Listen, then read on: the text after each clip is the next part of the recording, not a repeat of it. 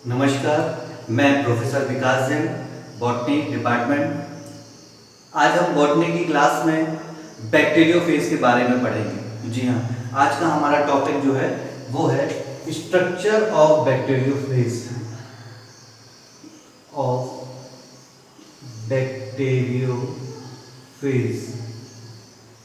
आज की हम क्लास में पढ़ेंगे बैक्टीरियोफेज के बारे में। तो स्ट्रक्चर के बारे में मैं बताऊं उससे पहले मैं कुछ आपको बैक्टीरियोफेज के बारे में सामान्य परिचय बताता हूं। बैक्टीरियोफेज होते क्या है पहले हम ये देखते हैं। तो ऐसे वायरस जो बैक्टीरिया के ऊपर परजीवी होते हैं, ऐसे वायरस जो बैक्टीरिया के ऊपर परजीवी होते हैं उन्हें हम बैक्टीरियोफेज कहते हैं। अगर हम इसकी खोज की बात करें तो बैक्टीरिया की खोज 1915 ईस्वी में ई टोड तथा डी हैरेल नामक वैज्ञानिक ने सर्वप्रथम की थी। इसकी संरचना बहुत ही सूक्ष्म होती है, यह माइक्रो ऑर्गेनिज्म है एक प्रकार के। अगर इनकी संरचना का अध्ययन हम बात करें तो केवल इनकी संरचना का अध्ययन केवल इलेक्ट्रॉन सूक्ष्मदर्शी के माध्यम से ही की जा सकती है। बैक्टीरियोफेज एक प्रकार के वायरस होते हैं जो बैक्टीरिया का भक्षण करते हैं। ठीक है, अब आप इसकी संरचना की दृष्टि से हम देखेंगे कि इसका स्ट्रक्चर कैसे होता है बैक्टीरियो की। तो बैक्टीरियोफेज का जो स्ट्रक्चर है वो तीन चीजों से मुख्य रूप से उसको हम परिभाषित कर सकते हैं। तीन पार्ट्स में होता है, एक होता है हेड, दूसरा होता है कॉलर और तीसरा होता है टेल। तो हम इसका स्ट्रक्चर बना के आज देखते हैं कि बैक्टीरियोफेज का होता है क्या है। सबसे पहले तो आप एक हेक्सागोनल,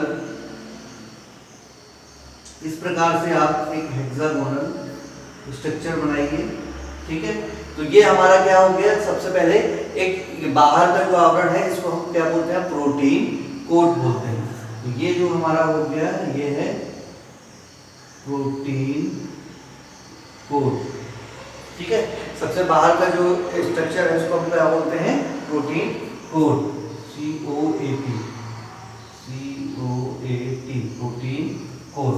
ठीक है, सबसे बाहर का स्ट्रक्चर क्या कहलाएगा, प्रोटीन कोड। अब इस प्रोटीन कोड में आपको एक और स्ट्रक्चर बनाना है। आपको यहाँ पे बनाना है इस प्रकार से, इसमें आपको डॉट डॉट्स बनानी है। ठीक है, मैं बड़े ही सरलता से और आसानी से आपको बनाना ये सिखाऊंगा कि कैसे आप बहुत ही आसानी से बैक्टीरियोफेज का स्ट्रक्चर अपने परीक्षाओं में, एग्जाम्स में बना सकते हैं।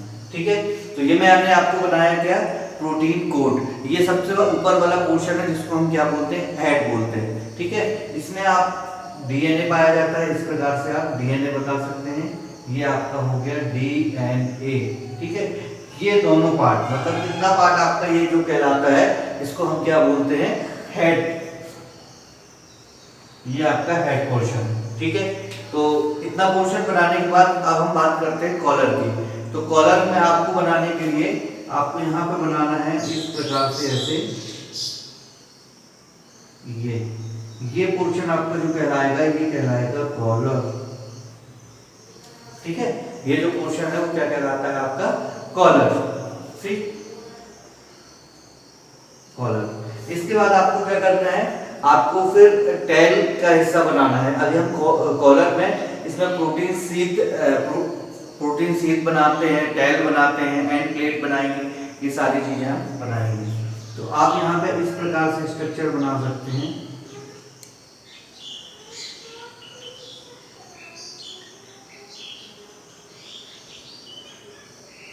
यहाँ आपको एंड प्लेट बनानी है।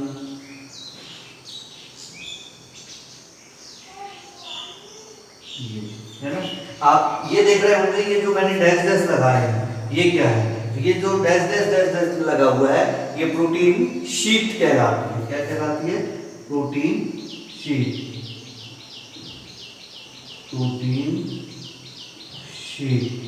ठीक है, प्रोटीन शीट कहलाती है। इसके अलावा अगर बात करें इसकी, तो ये आपका कहलाता है टेल। ये क्या कहलाता है आपका, टेल पोर्शन। ठीक है, ये जो हमने बनाई इसको बोलते हैं अपन एंड प्लेट। End plate. ठीक, इसके बाद अब आपको नीचे का हिस्सा बनाना है एंड प्लेट का। इसमें जो है टेल फाइबर्स पाए जाते हैं। टेल फाइबर्स आप कैसे बना सकते हैं, आप इस प्रकार से बना सकते हैं।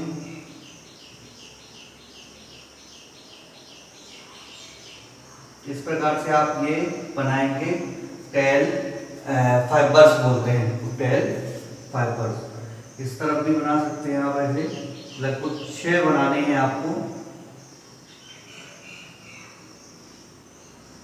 ये टेल फाइबर्स आपके बन रहे हैं।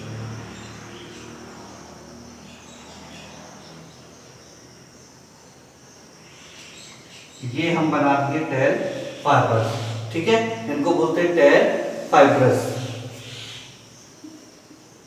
टेल फाइबर्स, ठीक है, टेल फाइबर्स कहलाएंगे।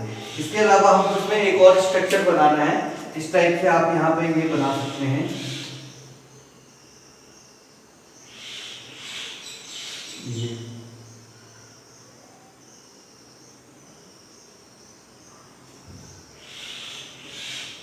टाइप से स्ट्रक्चर आप बनाना है। तो ये आपने देखा, मैंने बड़े सरलता से आपको बताया कि 3 पोर्शन होते हैं। सबसे पहला पोर्शन जो कहलाता है वो हमारा ये हेड कहलाता है। हेड जो होता है प्रोटीन कोड एवं डीएनए से मिलकर बनता है। इसके अलावा दूसरा जो पार्ट होता है हमारा क्या होता है, कॉलर। कॉलर या कॉलर को हम क्या बोलते हैं, ग्रीवा भी हिंदी में बोलते हैं। तो ये हमारा कॉलर वाला पोर्शन हो गया, है ना। इसके अंदर आप देखेंगे कि प्रोटीन शीट मिलती है आपको। फिर तीसरा जो हमारा पोर्शन है वो टेल वाला पोर्शन है। तो ये हमारा टेल वाला पोर्शन कहला गया। इसमें आप देखेंगे एंड प्लेट वगैरह और टेल फाइबर्स वगैरह पाए जाते हैं। अब ये तो हो गया स्ट्रक्चर। स्ट्रक्चर आपको क्या करना है कि इसको बनाना है। इसके बाद एग्जाम में जब ये आता है तो आपको इसको समझाना भी है कि इसको हम समझाएंगे कैसे। तो सबसे पहले इसका पहला पोर्शन जो होता है वो हेड होता है, ठीक है। तो हेड पोर्शन को आपको क्या समझाना है, जो मैंने अभी आपको बताया। हेड पोर्शन में आपको ये बताना है कि हेड जो होता है इसका वो किसका बना होता है, न्यूक्लियोकैप्सिड का बना होता है ना। इसमें क्या पाया जाता है, हेट्रोगोनल होता है। ये हेट्रोगोनल सॉरी हेक्सागोनल होता है। हेक्सा मतलब कितने होते हैं, 6, है ना। तो हेक्सागोनल होता है। इसकी चौड़ाई लगभग 650 एंगस्ट्रॉम होती है और लंबाई कितनी होती है, 950 एंगस्ट्रॉम। इसकी चौड़ाई जो है वो 650 एंगस्ट्रॉम से और लंबाई 950 एंगस्ट्रॉम होती है। इसमें आप देख रहे हैं कि मैंने बताया कि इसमें डीएनए प्रेजेंट होता है, जो किससे घिरा होता है, प्रोटीन से घिरा होता है, ठीक है। इसके अलावा अगर हेड की बात करें तो हेड का निर्माण जो होता है वो 60% डीएनए तथा 40% प्रोटीन से होता है। हेड का निर्माण 60% इसमें डीएनए तथा 40% जो होता है इसमें प्रोटीन होता है, इससे होता है। तो ये मैंने आपको बताया हेड। अब आपने इसको समझा देना है, लिख देना है। इसके बाद आपको हम हेड के बाद बात करते हैं कॉलर की। तो कॉलर में आपको क्या लिखना है, ठीक है। तो कॉलर के बारे में मैं आपको बताना चाहूंगा कि कॉलर जो है हेड और टेल के बीच की एक सक्रिय, हेड और टेल के बीच की एक सक्रिय ग्रीवा होती है। यह भाग एक पतली प्लेट के रूप में होती है। तो आप देख रहे हैं ये पतली प्लेट के रूप में पाई जाती है। इसके बाद आप तीसरे पोर्शन की बात, हम ये सेकंड था, तीसरे पोर्शन की बात करेंगे तो हम इसमें देखेंगे कि तीसरा जो होती है वो बैक्टीरियोफेज में टेल होती है। टेल को हम पूंछ भी कहते हैं, ठीक है। इसकी संरचना जो है टेल की वो कैसी होती है, एक जटिल संरचना होती है। यह खोखली बेलनाकार होती है। आप देख रहे हैं ये जो है ये इस टाइप से दिख रही है और ये खोखली है अंदर से और ये बेलनाकार होती है, सिलेंडर शेप होती है। इसमें इसकी अगर लंबाई चौड़ाई की बात करेंगे तो 950 एंगस्ट्रॉम ये कैसी होती है, लंबी होती है तथा 80 एंगस्ट्रॉम व्यास वाली होती है। इसका जो व्यास होता है कितना होता है, व्यास की हम बात करें मतलब आप ये जैसे ट्यूब है इसकी व्यास की बात करेंगे तो ये कितना होता है, 80 एंगस्ट्रॉम होता है, ठीक है। इसकी बात कर रहा हूं मैं टेल की, ठीक है। खोखली होती है, बेलनाकार होती है। इसकी जो भीतरी व्यास है वो 25 एंगस्ट्रॉम होता है। जो बाहरी व्यास है वो 80 एंगस्ट्रॉम और भीतरी 25 एंगस्ट्रॉम होता है। अगर हम इसकी बात करें तो इसमें कणिकामय लड़ी के रूप में ये पाया जाता है। कणिकामय आप देख रहे होंगे, ये कणिकामय लड़ी के रूप में आपको दिखेगा। यह लगभग 200 कैप्सोमियर्स का बना होता है। ये जो टेल वाला पोर्शन होता है ये लगभग 200 कैप्सोमियर्स का बना होता है। अब हम बात करते हैं बैक्टीरियोफेज की क्या इंपॉर्टेंस है या इसका क्या इकोनॉमिक इम्पोर्टेंट है। तो हम बात करते हैं बैक्टीरियोफेज की। तो बैक्टीरियोफेज जो है वो विभिन्न जो डिसीज है उसके कंट्रोल के लिए जो बैक्टीरिया से होने वाले रोग है उसके उपचार के लिए है काम आता है। जैसे कि आप देख सकते हैं दस्त होता है, कोलेरा होता है, प्लेग, इन सभी जो बैक्टीरिया से होने वाले डिसीज हैं उनके उपचार के लिए हम किसका यूज करते हैं, बैक्टीरियोफेज के का उपयोग करते हैं। इसके अलावा वाटर प्यूरिफिकेशन के लिए जब कभी हम देखते हैं कि वाटर में बैक्टीरिया ज़्यादा हो जाते हैं तो उसमें हम बैक्टीरियोफेज की हेल्प लेते हैं। तो बैक्टीरियोफेज वाटर प्यूरिफिकेशन के लिए